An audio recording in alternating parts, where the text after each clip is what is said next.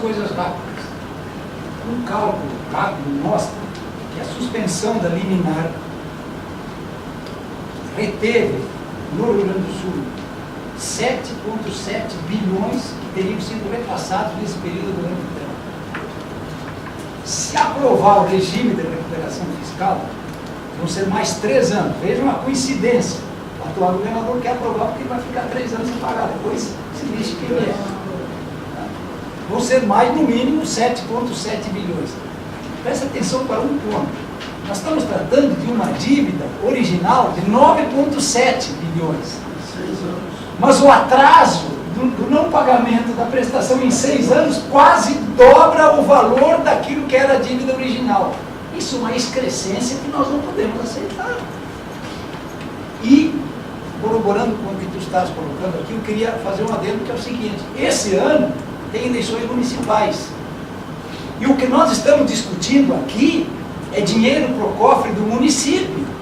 E nós temos que dizer isso para o prefeito, temos que dizer isso para o candidato a vereador. Ó, você vai ser eleito, mas você vai precisar de recursos para poder desempenhar aí o seu papel na prefeitura. Então você tem que entrar nessa luta. É isso. Obrigado, Zanatti. Benedito? Bom, vamos lá. É tanta coisa que eu vou tentar ser bem rápido, porque eu não sou palestrante. Primeiro, eu comunicar o seguinte: eu estou fazendo contato com o Arno Agostinho, vamos ver se ele vem no próximo mês. Tá? Eu acho que seria interessante a gente ouvir o Arno, que foi chefe de Joso, para que a gente tenha uma visão também durante os governos petistas, como se mexeu nessa crise. A outra coisa ainda em termos de informes, quer dizer, nós vamos ter, ao longo do mês que vem, uma sede e o objetivo do Comitê em Defesa da Democracia e de outros movimentos, que é a antiga sede da DURES, ali na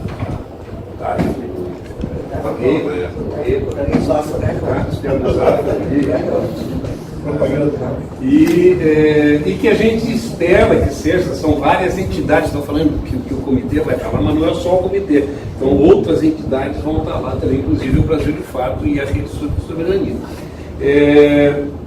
E que a gente espera que aquilo ali seja um centro de convergência, onde a gente possa fazer essas interligações com diversos movimentos. Tá? Nós vamos ter um auditório lá, mais ou menos do tamanho desse, tá? No terceiro andar, e já está montado, então. Né? Então espero que rapidamente a gente tenha. E a gente tem ideias que já existem, pequenos núcleos tentando se constituir em algumas cidades do interior. Né? Que eu acho que é fundamental isso, nós temos que levar essa discussão, né, para o conjunto da população. A minha observação, em termos do que foi dito aí, é que na outra exposição que nós tivemos, isso já veio, na literatura, que é São Martinho também, isso já veio à luz aqui, desculpa que eu estou de costa para vocês, que isso também já veio à luz na exposição, que me parece que é talvez o detalhe mais fundamental da coisa, que é o que o Gasparotto está se referindo aí à tutela do Estado. Quer dizer, a gente perde o controle das finanças públicas e da possibilidade de fazer política econômica. Não é por acaso, e acho que foi importante, quer dizer, todas as informações foram importantes, mas isso que o Josué fala aí, lembrando que os 4 estados de maior PIB do país e de maior índice de industrialização no país são os com maior dívida e que têm acordos de renegociação da dívida semelhantes. Não é isso? Quer dizer, se você tem um acordo que, além da tutela, com consultoria ali controlando o próprio governador, porque o governador não tem autonomia nenhuma. Quem tem autonomia, quem governa economicamente o Estado e, consequentemente, em todas as áreas, são esses interventores, esses que não têm o nome de interventor, mas que são efetivamente interventores. É isso? Que elimina a autonomia de cada Estado.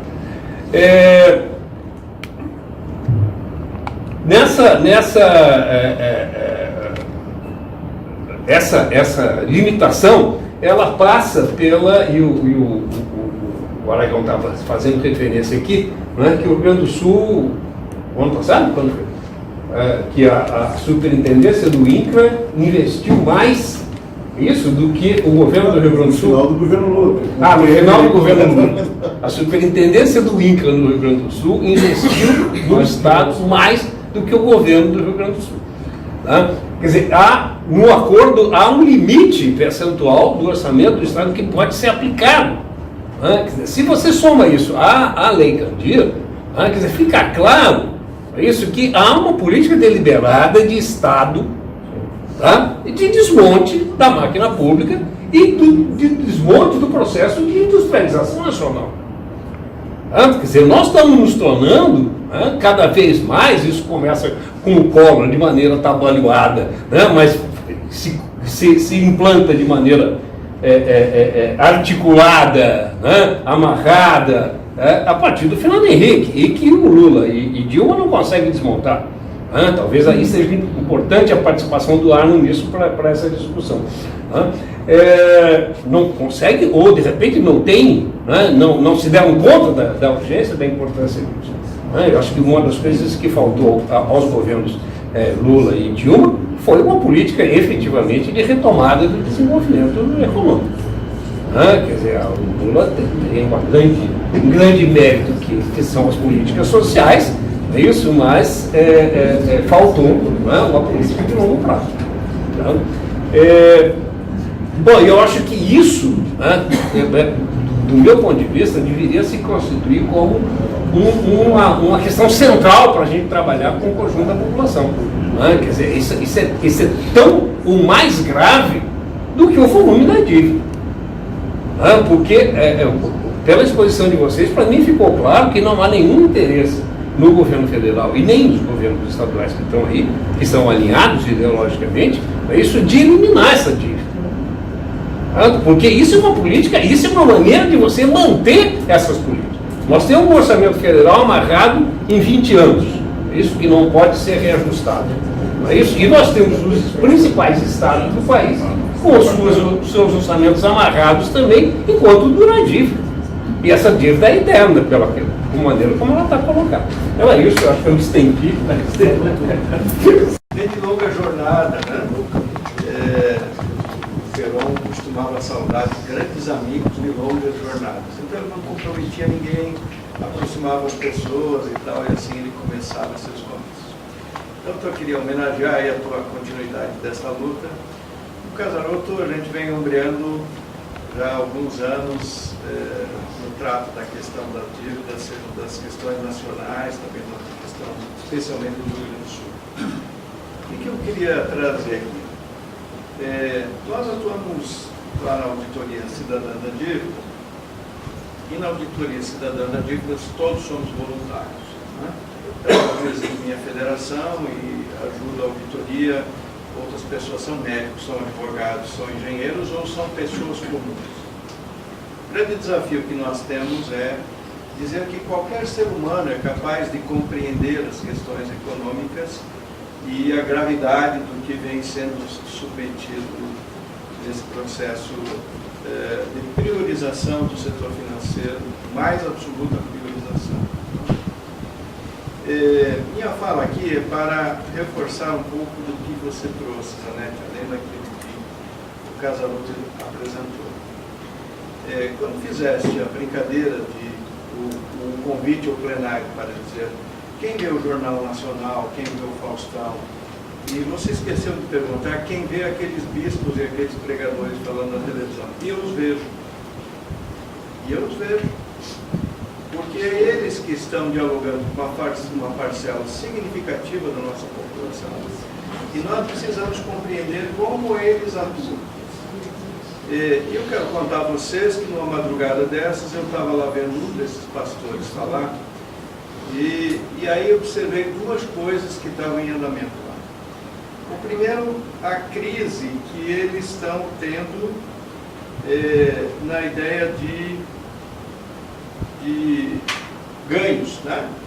Que as riquezas já não vão se apresentar a todos. Eles estão compreendendo que há um distanciamento muito claro na tese da prosperidade a ser concedida, né, a todos, ou aqueles que pagam lá as suas contribuições. Há um distanciamento entre aquela pregação e a realidade econômica. Então eles já começam a mostrar que, bom, não vai acontecer exatamente a prosperidade que você está imaginando, né? Como um agravante, né? Eles vêm trazendo um agravante, e nisso é a sua debilidade, do ponto de vista do momento que eles estão vivendo, quer dizer que a responsabilidade é sua, porque você não está tendo fé suficiente, nem está apresentando as contribuições necessárias. Mas já começa a abrir um fosso, né? Por quê? Porque eles não são completamente ignorantes. Eles não são ignorantes porque eles sabem ganhar dinheiro e, portanto, compreendem o sistema capitalista. E nesse sistema, então, eles começam a perceber o seguinte: a política econômica, que já vem desde 2014 numa crise profunda e que agora vem agravada, né, pelo posicionamento do Guedes, né? Aqui eu me permito dizer que eu fico falando aí pelo Brasil, e eu tenho usado uma frase que ajuda as pessoas a entender, que é: vamos parar de prestar atenção no palhaço. O palhaço continuará nos envergonhando diante do mundo. Vamos prestar atenção nos donos do circo. E os donos do circo é o setor financeiro. E o chefe da representação dos donos do circo é o Guedes. E é isso que nós temos que nos ocupar, tá certo? É centralmente essa questão que precisa nos ocupar.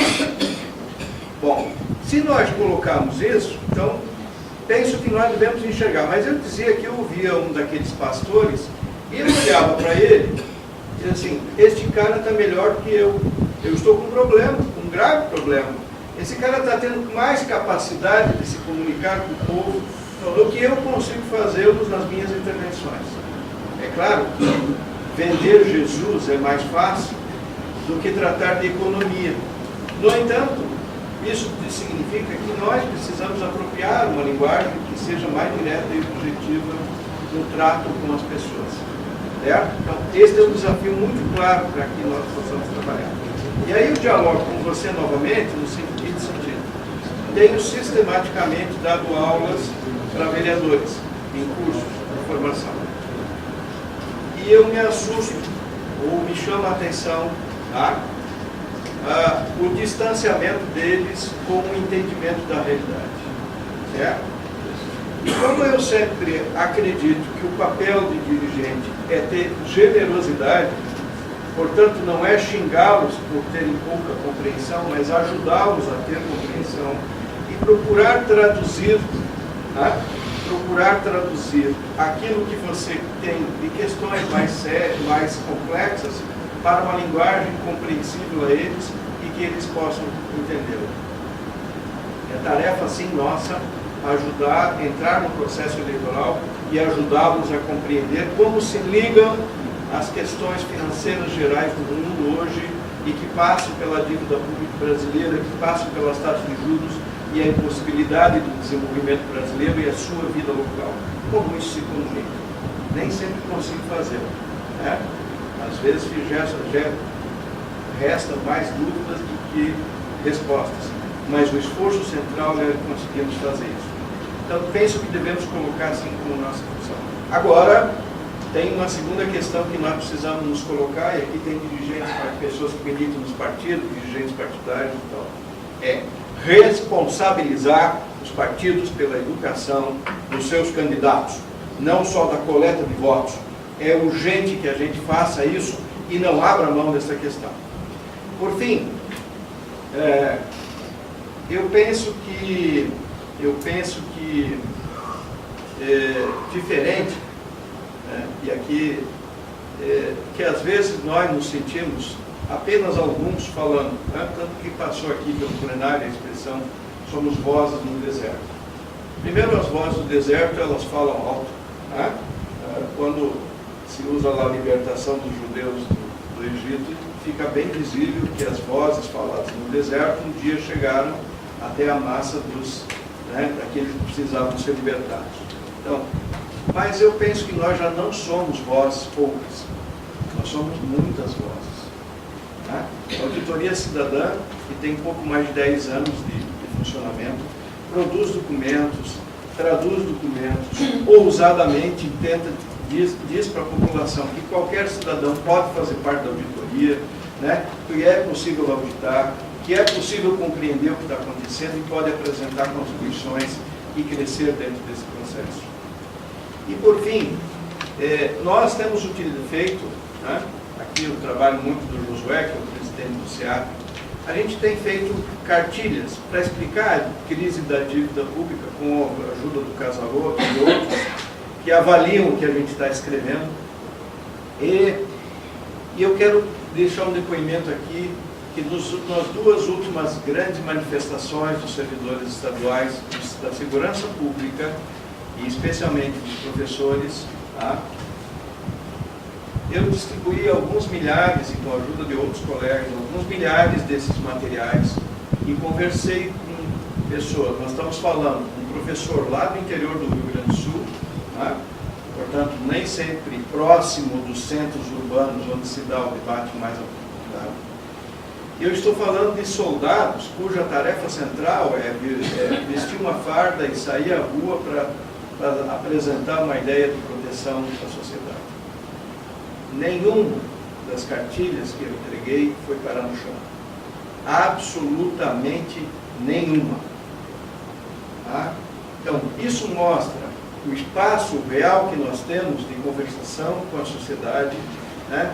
E, em geral, todas as conversas que a gente faz nas rodas de pessoas e apresenta o tema e diz do que se trata e da crise que está estabelecida, né? Por conta dessa, as pessoas prestam atenção. Então, há um espaço extraordinário de crescimento da nossa mensagem, que ela possa chegar às pessoas. Eu quero terminar dizendo a vocês que, assim, eu também levo em conta um pouco do que dissestes a respeito da reação do Rio Grande do Sul. Eu não acho que nós vamos salvar o Brasil, não. Eu acho que a nossa reação é importante para mobilizar outros. Alguém fez um relato aqui do período que nós atuamos com os militares, combatendo as atitudes de entrega, absoluta entrega do patrimônio nacional feito pelo Fernando Henrique. Militares patriotas, nacionalistas, né? E outras que atuavam junto conosco. Não é razoável pensar que isso desapareceu totalmente das Forças Armadas. Não é não. Não é razoável trabalharmos com um erro de avaliação de que não exista mais nenhum patriota dentro das Forças Armadas. Tá? Embora tenha um equívoco substantivo que a gente precisa combater. Mas, quero encerrar dizendo assim, há uma tarefa enorme e a lógica dos seres humanos é resolverem os seus problemas quando eles se agudizam profundamente. Certo? E haverá agudização profunda do processo de crise deste país. Certo? E haverá um espaço real para que possamos intervir. O que nós teremos que estabelecer é que as intervenções terão que ser profundas e verdadeiras. As intervenções terão que ser para fazer rompimentos com este modelo e construir outros caminhos de construção do desenvolvimento e da paz nacional. Desculpe por ter me demorado, obrigado por ter me ouvido. Eu esqueci na minha. O Nila está aí, ele deve ter já mais atualizado o número, mas passou de 3 mil acessos. Tá? Tem pouca gente assim, mas não, e não tem robô aqui. Sem robôs aí.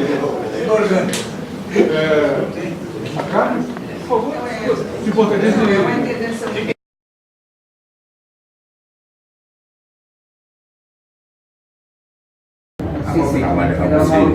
Eu queria só chamar a atenção que nós vivemos um ultraconservadorismo que é funcional da sustentação que é essa globalheira que foi descrita aqui. O sistema financeiro controla o Estado, controla tudo, e o ultraconservadorismo mantém o povo enfim, alienado. E mais, ele falou, e eu concordo plenamente, que há um avanço de um desespero, as pessoas estão angustiadas, desesperançadas. Esse é o terreno fértil para o pró-fascismo, que está avançando, e para as religiões pentecostais, que são astutas na manipulação disso. Eu acho que isso não pode ser menosprezado, quer dizer, é um campo incrível de ação. Por outro lado, essa ideologia da prosperidade, que as igrejas também manipulam, isso penetra de uma forma, né? A pessoa vai ganhar um salário mínimo, vai lá e dá R$100 por mês para ter a bênção de Deus para prosperar. Quer dizer, isso não pode ser menosprezado. E também a importância das redes sociais. Eu acho que não dá para colocar as redes sociais como simplesmente a voz dos idiotas. Não é isso. As redes sociais têm um poder enorme nessas coisas. Né? Eu acho que as redes sociais têm que divulgar isso, têm que mostrar para todo mundo olha a rede social. A rede social tem um monte de mensagem, mas também tem muita informação importante e nós temos que estar presentes nas redes sociais. Próximo Aragão. Isso pode ser feito até aqui à frente? Claro. Enquanto o Aragão se desloca aqui, eu gostaria de deixar à disposição de vocês que quiserem levar para as autoridades distribuir, tem mais aqui, né, uma ação nesse tema. Está aberto, as inscrições estão abertas até o dia 7 de fevereiro. Basta entrar no site www.org.br e tem preço diferenciado para o estudante, né? É com esse valor desse curso, com a sustentação, com as contribuições das entidades que a Cultura se sustenta. Então, se puderem ajudar a divulgar o curso também seria bacana. Aragão, por favor. Saudar a iniciativa do debate, comitê também do pessoal da Liga Cidadã, né, os palestrantes, né, dispensa. Mas é uma contribuição fundamental assim, para a gente entender o mundo atual. Né? Porque eu, por exemplo, sou um porto-alegrense da Zona Norte. Dizem que, do lado da CIS Brasil, e dizem os urbanistas que Porto Alegre tem uma parte carioca e uma parte paulista. Né? A Zona Sul, que é uma parte praieira, mas residencial. A Zona Norte, que é aquela coisa punk ali da Farrapos, a mais poluída, uma região metropolitana, caminhão. E eu cresci vendo as fábricas indo embora da Zona Norte. Né? O Renner, o Vale, né? Quer dizer, a desindustrialização veloz há 30 anos em Porto Alegre. E aí eu me lembrava, depois de fazer os estudos de pós-graduação, aqui no Procura, aqui da arquitetura, ali, uma coisa que vinha acontecendo no Brasil. O Brasil sofreu o maior processo de desindustrialização do mundo recentemente. E eu me lembrava de umas afirmações do professor Vicentini, outros aqui da URGS, de que o Brasil era praticamente o único país industrializado do hemisfério sul. Nenhum país, a China do hemisfério norte também, né? Nenhum país do hemisfério sul tinha uma indústria tão completa, tão diversificada como a brasileira. Então o Brasil é uma esperança para o sul global. E esse sufocamento, a gente tem as sacanagens dos nossos picaretas locais aqui, é claro, né? ganham fortunas com essa questão da financiarização, do rentismo, né? Tem o lado ideológico nisso, né?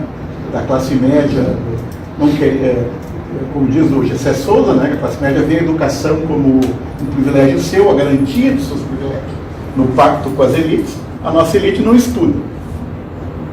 Tem vários estudos aí que os filhos dos milionários não fazem faculdade. Para quê? Perder a juventude fazendo faculdade. Se dá para contratar um pobre que estuda para fazer um serviço pesado. Né? Então a elite brasileira não estuda. E a classe média, então, faz o seu acordo com as elites, como diz o Gessé Souza. Vocês me estudam, eu estudo, me submeto, né, à dominação de vocês, mas tem esses privilégios aqui secundários. Né? E, então, quando um erro ideológico da esquerda, quando tem um pensamento infantil, tu tira um brinquedo, tem que dar outro. Uma criança vai para o terreno que não percebe. E o que aconteceu no período, principalmente dos governos populares aí, a universalização, a ampliação da educação para camadas de trabalhadores e camadas populares. Mas a classe média não perdeu nada durante os governos populares. Perdeu a educação como privilégio.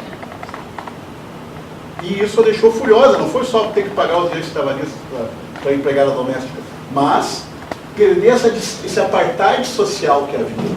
Então a classe média ainda apoia o apartheid social no Brasil, como diz a Mariana Schultz. Apoia e vai continuar apoiando. Enquanto nós não apresentar para ela que essa perspectiva de um Estado equilibrado, de um Estado que já...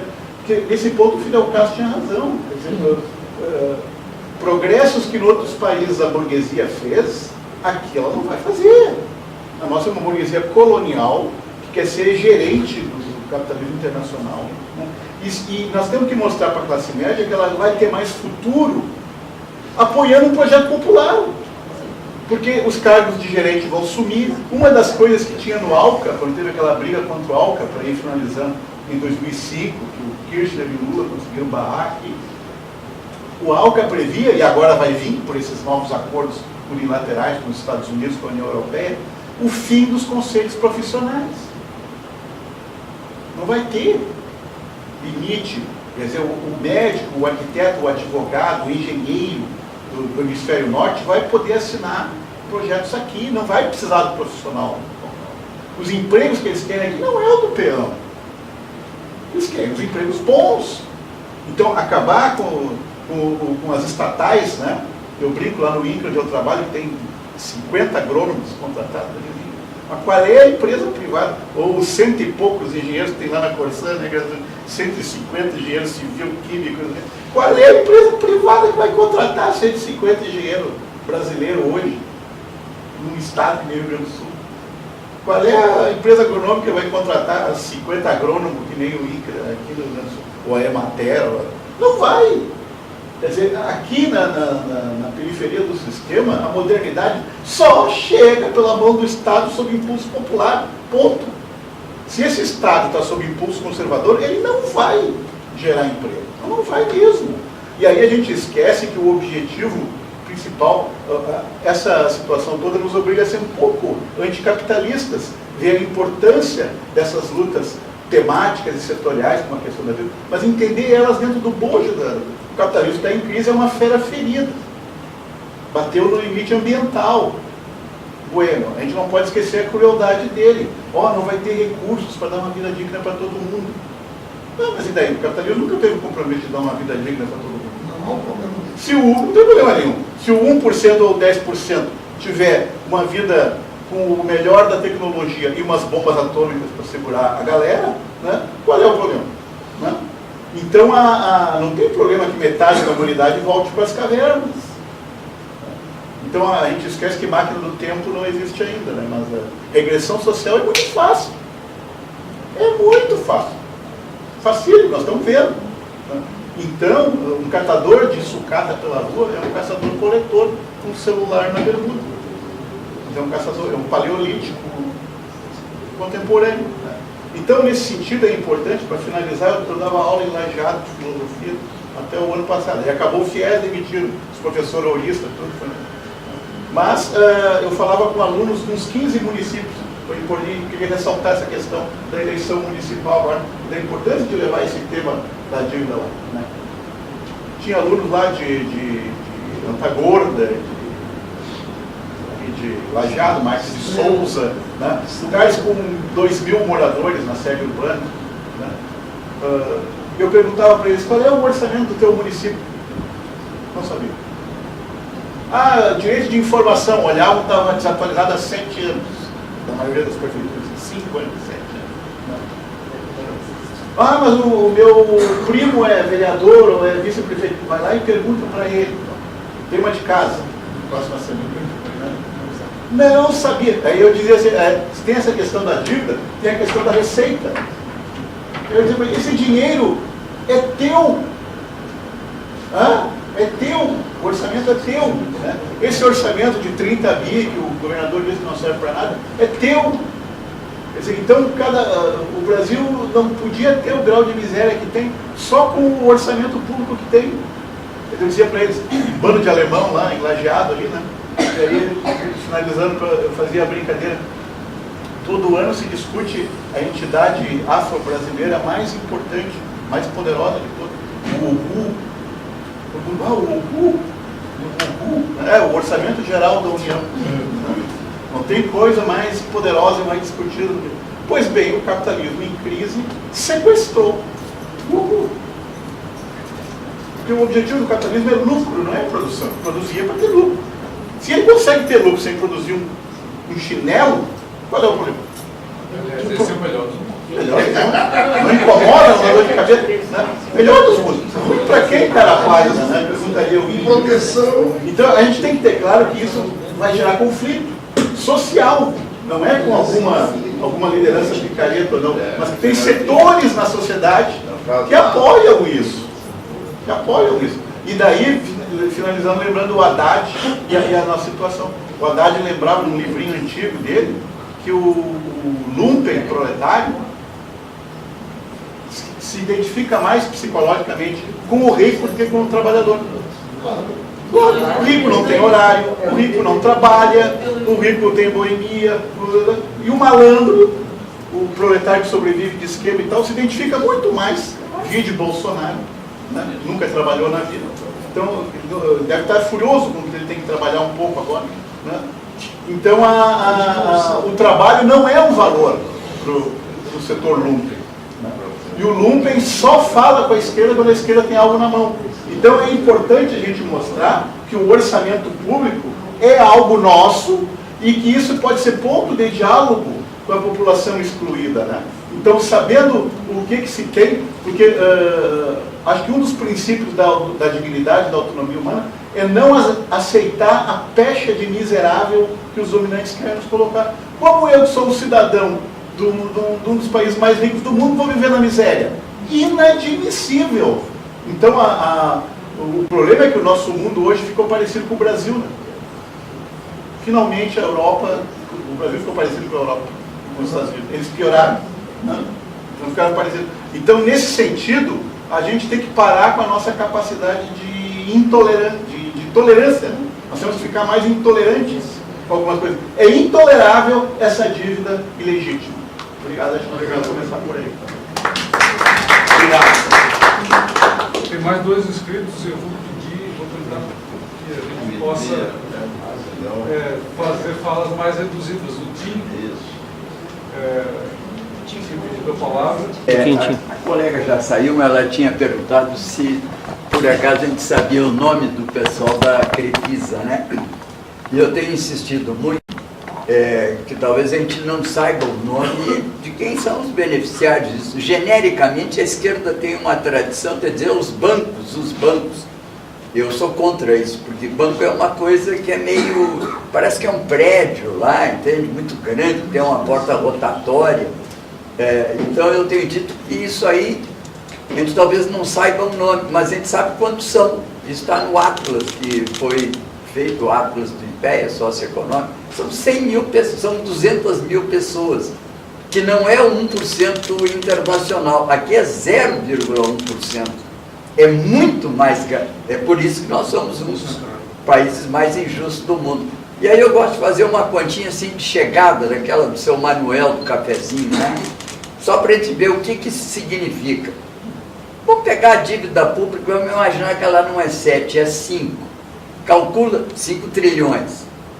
Calcula-se que esse mesmo dinheiro esteja aplicado para o setor privado. Financeiros, aí estamos inadimplentes. Temos 10 trilhões aplicados no mercado financeiro. Vamos botar uma taxinha assim baixa, 10%. Então dá 1 trilhão de reais por ano de juros. O que é isso? É quase 20% do PIB. Nós temos que inventar, inclusive, um conceito de PIB novo, que é o PIB sem juros. E a gente vai ver que não é 6, 7 trilhões, é menos o juro, porque isso aí não tem sentido calcular isso como PIB. Mas na classificação ortodoxa, isso é PIB. Bom, agora a gente pega esse 1 trilhão e divide por 300 dias do ano. Tem feriado, tem... Bom, 1 trilhão por 300 dias por ano o Joaquim é matemático, pode me dizer se eu estou errado, mas deu 30 bilhões por dia. 30 mil por dia. Não. 1 bilhão, 1 trilhão. 1 30 trilhão. milhões, 30 milhões. Não, é 30 pelo meu. Eu posso estar enganado. Mas os engenheiros aí ficam. É 30 milhões ou. Hã? 30 milhões por dia. É uma grana que não tem no mapa. É por dia. Né? É uma mega cena por dia. Isso está na mão de 200 mil pessoas. São as pessoas que nem moram no Brasil, normalmente moram fora. Eles só recebem essa grana aqui e podem viver nababescamente onde quiserem, porque isso não termina. Então é só um esclarecimento para aquela. Nem precisa saber o nome da dona do Crefisa, porque são todos iguais. Esses 200 mil, eles ganham mais ou menos a mesma coisa, um mais, outro menos, né? De um ou outro jeito. Aliás, teve uma proposta de pegar a Mega Sena por 200 milhões, distribuir 1 milhão para cada habitante do Brasil. Daria, sobraria dinheiro. Quer dizer, que é aquela proposta de o governo devolver o imposto de renda negativo. Né? Receber do governo. Castro.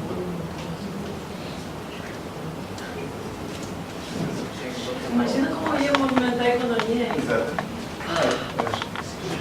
Posso falar? Pode falar, Não, aqui sobre essa questão de quem é dono da empresa, acho que o mais interessante é ver como um cara como Nelson Jobim pode ser dono de um banco. Ele é sócio do BTG. Esse é o fenômeno mais interessante, como o Sayad virou dono de banco, como o próprio Guedes tem um lema. Quer dizer, como é que se formam esses bilionários é mais interessante do que, num determinado momento, investigar um ou outro. Né? Mas esse processo de formação de bilionários é que é interessante. A outra questão é que é o seguinte, o problema da dívida, ele é um problema internacional, ele não é um problema brasileiro. Muitas vezes a gente acha que é a má gestão brasileira que gerou esses problemas, os nossos negociadores, que são tudo corruptos. Não. No mundo dos negócios, é uma prática que, se eu faço um bom negócio para ti, tu vai me dar uma comissão. Eu vendo um apartamento de um amigo, ele não me dá nada, eu vou falar para alguém, né? Eu pensei, como é que é um desgraçado? Eu consegui dinheiro para ele não me deu nada. Então, esse consórcio que existe, tá certo, nas coisas, é normal, é natural. Estão ganhando dinheiro fácil, estão também distribuindo dinheiro facilmente. Né? Mas o que acontece é o seguinte, no Brasil isso tem um momento em que isso acontece, que é na Revolução de 64, na ditadura. Tá? Porque a ditadura foi feita para quê? Para evitar as leis que diziam sobre remessa para o exterior. Por quê? Porque o processo de industrialização brasileira não precisava mais do capital estrangeiro. É normal. Eu trago a primeira fábrica, aí eu olho a fábrica e eu faço uma fábrica igual. Ninguém precisa mais estar trazendo fábrica para ver como é que faz aprende aquelas coisas. Ninguém é idiota. E havia uma insistência de continuar esse processo. Aí vem 64. E o que se faz em relação ao governo? O rigorismo fiscal. Ainda não era a responsabilidade fiscal, mas era o rigorismo. O que se fez, orçamento programa, decreto-lei lá 200 e outras coisas, tá? Tudo era para quê? Para não gastar mais do que o orçamento.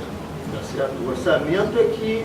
E quem é que ia controlar o orçamento? O Congresso, que obviamente, como hoje, é uma delegação colonial.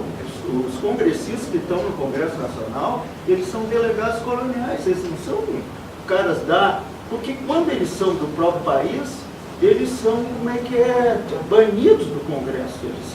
Então o Lula está preso, outras figuras, é claro esse processo. Então, eu só ia destacar duas coisas que eu acho que nós temos que fazer para esse movimento ele ter mais consistência no plano político. Uma é discutir melhor a questão da responsabilidade fiscal.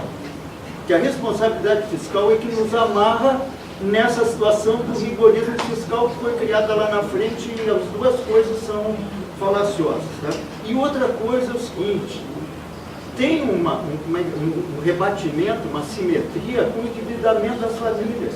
O Estado se endivida, mas as famílias, a Crefisa cobra juros de quem? Ela não cobra juros do governo, ela cobra juros das pessoas. Né? Então, fazer o mesmo estudo, a mesma auditoria que se faz sobre a dívida pública, fazer sobre a dívida privada, que é muito mais escandalosa. E isso vai nos dar, tá certo, muito mais poder. Isso que vai as pessoas vão começar a entender toda essa coisa criminosa, tá certo, que existe. Então, eram as considerações, o resto... Obrigado, Cássio. Vamos abrir para as considerações finais palestrantes? Resumidamente, porque o grupo já está... Agora, resumidamente o vamos seguinte. inverter. O Zanetti fala primeiro. Resumidamente o seguinte. É verdade que esse problema da dívida pública, esse problema do elitismo e tal, é um problema mundial. Mas o que eu fiz aqui é dizer quem, quando, como e por que fez. Eu insisto nisso, porque se nós não tivermos como enfrentar isso aqui, não vai ser o Papa Francisco, que já deu várias declarações em nosso apoio, dizer assim, em nível mundial, mas vai pegar quem? Eu faço uma figura para mostrar isso. É o leão combatendo a fumaça na floresta. Não pega. Então, eu estou aqui dizendo, temos que enfrentar isto objetivamente. Está aqui o nome, por que fez, quando fez, qual foi o resultado. Eu insisto nisso. Amaury, eu te agradeço aí a referência, porque realmente desde 1980 eu estou nessa briga. Levei isso na Constituinte depois, porque nós tínhamos feito aquelas discussões. E eu acho que contigo, eu estou pedindo aqui ajuda, nós temos que encontrar, porque eu continuo absolutamente convicto. Se o povo gaúcho souber esta realidade que foi discutida hoje aqui, vai parar de discutir o que o governador... Aliás, eu vou dizer, eu vi vários dias na imprensa já, que Brasília está elogiando muito o governador gaúcho. Maravilha! Oh, maravilha!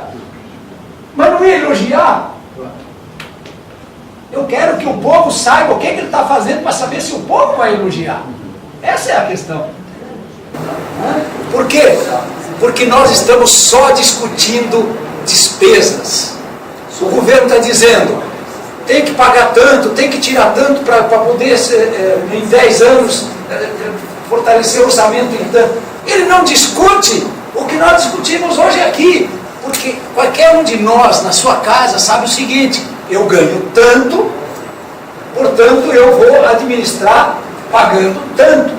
Ou seja, há uma relação entre crédito e débito, entre receita e despesa. Se eu só discuto a despesa e quem me deve eu não cobro, aí eu vou submeter quem tem crédito comigo a pagar a conta. Está errado. Está errado.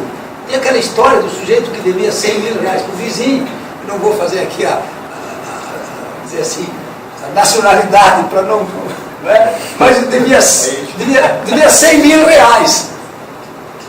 E ele virava para um lado e virava para o outro. E a mulher desse, vem cá, o que está acontecendo que tu não está conseguindo dormir? Ele disse, eu devo 100 mil reais para o fulano e não tenho como pagar. Aí ela disse, faz o seguinte, liga para ele e diga que tu não pode pagar. Ô fulano, eu estou te ligando para dizer que aqueles 100 mil reais, lembra? Te devo? Sim, claro, vence amanhã, ele disse. Pois é, eu estou te ligando para dizer que eu estou sem dormir por causa dessa dívida e não vou te pagar. Agora quem vai ficar sem dormir é tu.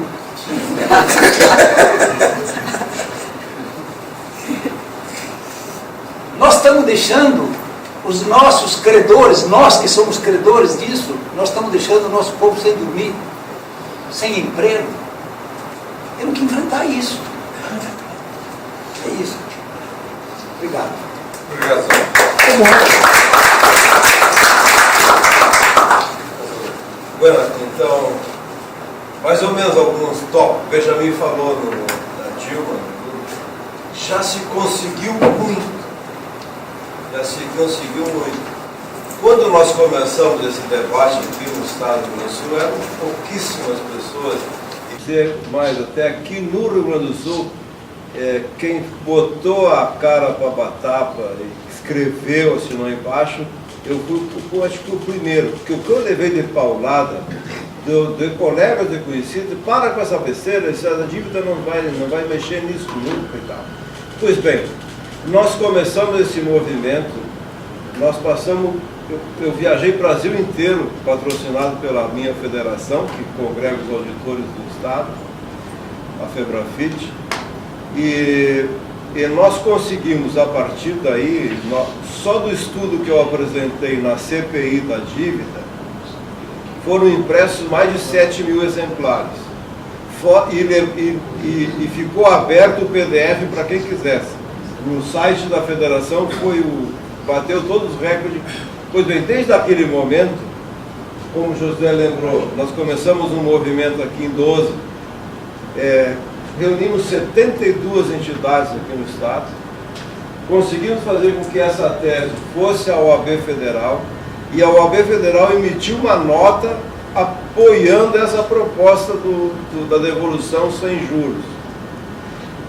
Isso é um documento oficial da OAB, assinado lá em Brasília por mais de 100 entidades. Então, se conseguiu muito. A partir daí, nós tivemos 4 leis complementares.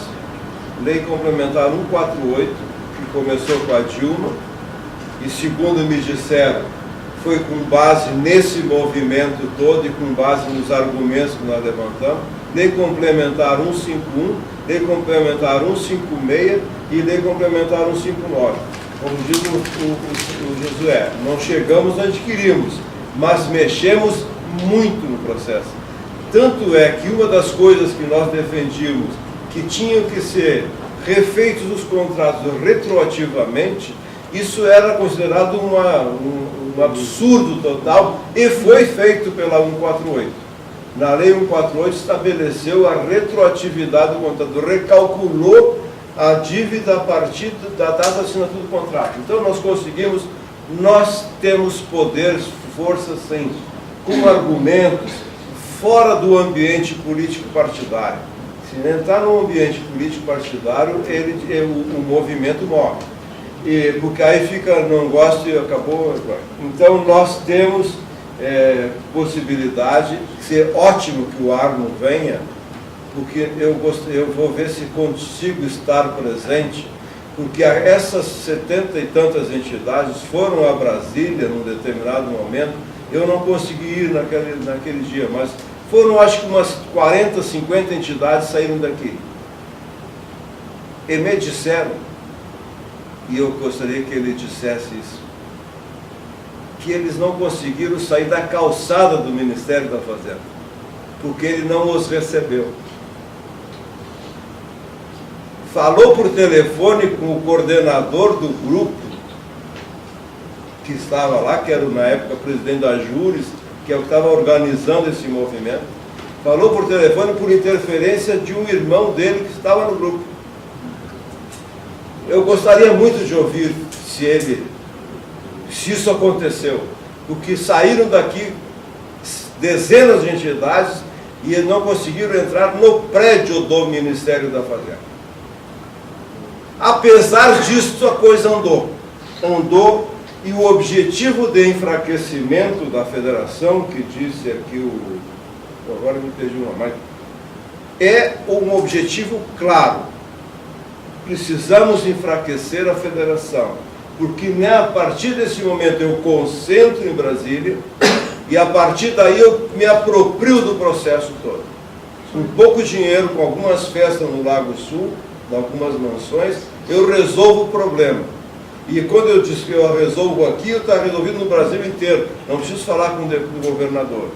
Então, e esse modelito, que ele está nos levando para o extrativismo, está nos levando para essa financiarização maluca, que está acabando com o mercado interno, porque é um problema internacional, como disse o companheiro agora aqui, da dívida, o Castro, né? Realmente um problema internacional. Só que no Brasil é uma estupidez internacional. Porque, veja, Portugal, que é menor que o Rio Grande do Sul, estabelece o limite máximo para qualquer dívida. Cartão de crédito, cheque especial, não pode, de 3 em 3 meses, Portugal estabelece o limite máximo para cobrança de juros, 14%. O Paraguai tem força para estabelecer o limite máximo de juros. Eles estabelecem, nenhum juro pode ser cobrado a qualquer título, empréstimo pessoal, cartão de crédito, não passa de 13%, 15% ao ano. E aqui nós estamos descaradamente cobrando 300%, 400%, 500% e explodindo com as famílias. E os empresários têm dito isso para eles, os empresários são burros, porque estão destruindo com o próprio cliente. No momento em que ele empurra um cartão de crédito para o cara pagar em 10 vezes, ele sabe que ali está embutido um monte de dinheiro e ele sabe que se o cara não pagar aquele cartão, ele vai sair do mercado consumidor. Os nossos médios e pequenos empresários são estúpidos que estão entrando nisso. Como disse o Amarildo, nós somos voz do deserto que funciona, e funciona muito. Esse processo de securitização é um verdadeiro arrombamento dos cofres públicos. E nós estamos conseguindo segurar um projeto, nós conseguimos segurar com movimentos, e esse processo começou a parar. O Tribunal de Contas da União, inclusive, mandou parar o processo. Muito bem, o senador Serra entrou com um projeto de lei 248/2018, se não me falha a memória, regularizando as falhas que nós apontávamos no processo. E ele entrou com um projeto de lei recuperando isso aí, cobrindo, dando uma fantasia, uma legalidade no processo. Pois nós começamos a denunciar, mandar e-mail, falar com o deputado, falar com o senador. A Maria Lúcia trabalhava lá em Brasília com um panfleto da Auditoria Cidadã e reúne gente, pois até hoje o projeto não foi aprovado. Isso que o Serra entrou no Senado com regime de urgência. Estavam achando que iam aprovar isso em poucos dias. Foi aprovado no Senado só depois que o senador, aquele que deixou de ser ministro do Temer, do Amapá, aquele que era todo poderoso do MDB, o Jucá, quando ele deixou, ele foi passeio, e o Jucá conseguiu aprovar no Senado, foi na Câmara, e nós estamos conseguindo segurar na Câmara. Já há vários anos esse processo não está andando, então nós temos, é o que eu disse ao Maurício, vozes do deserto, mas nós temos um poder extraordinário, porque a gente está trabalhando com os dados quentes, oficiais, e aí deixando a paixão partidária do lado. Pelo que disse o Aragão, nós estamos caminhando para a desindustrialização. Eu vou chegar nos 70 anos, agora daqui a pouco, né? Estou fechando meus 70. Eu já, quando era guri, produto japonês era considerado porcaria. A gente comprava na calçada e dizia, isso aqui é japonês, é porcaria. Passamos para comprar produto coreano, porcaria. Passamos a comprar produto chinês nas calçadas. Onde está o Japão? E nós estamos só exportando matéria-prima. Por obra e graça, não só da ditadura, como disse o Castro, por obra e graça do senhor Fernando Henrique Cardoso, que, por incrível que possa parecer, eu fui questionado na rádio outro dia para falar sobre isso, e eu não queria falar e acabei tendo que dizer, pior que o Collor de Mello, o senhor Fernando Henrique Cardoso, as leis que o Collor de Mello fez, e que Deus me livre de alguém diga que eu estou defendendo o Collor aqui, mas é comparando as duas pessoas, a lei que o Collor de Mello fez para barrar a lei do colarinho branco, e uma série de outras, o Fernando Henrique desmontou todas, nos primeiros dias de governo. O Itamar Franco abriu um grupo de trabalho para pesquisar o corruptor no Brasil, não o corrupto, o corruptor, para saber qual era a origem. Abriu um grupo de pessoas, as pessoas se reuniram e começaram a descobrir o ponto central da corrupção no Brasil, a grande corrupção. Muito bem, o Fernando Henrique Cardoso assumiu. No dia 15 de janeiro ele editou um decreto acabando com a comissão e determinando que todos os documentos que foram encontrados na época fossem entregues justamente para o órgão que estava sendo fiscalizado. Estava sendo devolvido as provas. Este cidadão causou um caos no nosso sistema. E nós não estamos conseguindo movimentar esse processo. Ele instalou e continua. Mas, muito bem. O que disse o Aragão sobre a falta da informação, Aragão, não tem como o cidadão conhecer o orçamento, porque o dinheiro vai para Brasília e vai descendo aos pedacinhos, o cara nem sabe que está pagando aquela grana que está na prefeitura, ele não sabe o que é transferência, o que é Fundeb, o que é... não sabe nada, nem tem condições de saber. Cobrar do povo uma solução é esconder a nossa responsabilidade, porque nós, classe média, nós organizados socialmente, nós temos a responsabilidade, nós temos o poder de conhecimento, nós temos o poder de arregimentação, a nossa identidade de classe, se querendo contratar um cara para estudar, estuda e bota o estudo na rua, nós temos a responsabilidade, não podemos cobrar do marmiteiro que levanta às 5 horas da manhã para pegar o ônibus para chegar às 7 no serviço e dizer que ele vai resolver o problema. Quem vai resolver o problema somos nós. Nós temos que assumir essa responsabilidade aí. Nós não podemos passar para eles, para o povo, essa responsabilidade. Essa é a responsabilidade nossa. E um dos problemas de um colega lá não saber o orçamento, por isso não sai do bolso dele. Agora, se nós pagássemos um imposto para o prefeito, a gente pagasse o imposto do prefeito, todo dia saía dinheirinho do meu bolso para a prefeitura, e dizia, opa, doutor, e ele está aí morando comigo, aqui próximo, né? Mas não, nós pagamos para Brasília. Então, no meu entendimento, esse processo todo aí, ele está sendo causado propositadamente para centralizar. Centraliza e o povo não sabe que está pagando essa máquina. E nós estamos empobrecendo assustadoramente. A sociedade brasileira está assustadoramente sendo empobrecida. Nós não estamos se dando conta, mas estamos empobrecendo paulatinamente. Então, funciona, a coisa anda. Quando nós começamos a discutir a dívida dos estados, ninguém tocava nesse assunto. Agora já há várias eleições, os candidatos a governador passam a debater dívida já há várias eleições já.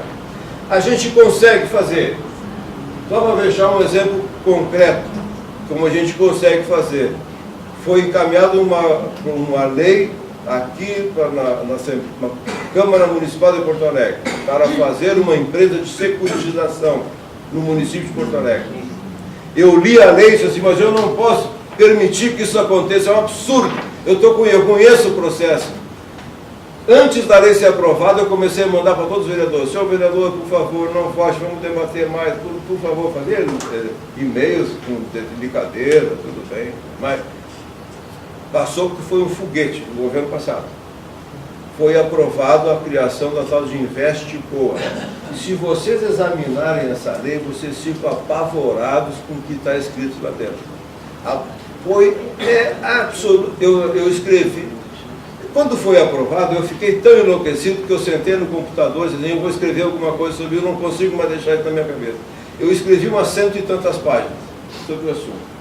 Fiz uma representação no Ministério Público de Contas, na CPF, o Tribunal de Contas olhou, o Ministério Público já tinha recebido outras intervenções, juntou, fez uma representação ao Tribunal de Contas e o Tribunal de Contas mandou parar o processo. E a lei está parada lá. E não andou, por obra do Tribunal de Contas do Estado que mandou parar. Por obra de poucas pessoas que se movimentaram e não podemos deixar acontecer isso em Porto Alegre. Então nós temos sim poder, nós temos condições, porque nós temos conhecimento, nós temos condições financeiras, através das entidades de classe, de barrar esse processo. Nós conseguimos aqui em Porto Alegre, esse processo parou, a lei está vigorando ainda aí. Só que o Tribunal de Contas impediu que a lei fosse concluída. Se vocês quiserem ler, no site da Febrafite tem um PDF completo sobre isso. E tem na Amazon, eu botei um panfleto lá, por R$3, que é só para deixar registrado, para facilitar. Para vocês, se vocês tiverem curiosidade, na site da Febrafite tem lá todo o trabalho. É só baixar o PDF. E na Amazon tem o livrinho eletrônico. O nome? Invalidezes jurídica e social da Sociedade de Economia Mista Gestora de por aí. Começa por invalidez. Bota meu nome lá que vai encontrar. Invalidez. Isso é título de tese, não título de tese. Mas assim, só para concluir. Realmente nós temos condições de fazer. E não dá para colocar na costa do marmiteiro. Essa responsabilidade é nossa. Nós temos capacidade de mudar isso. Muito obrigado.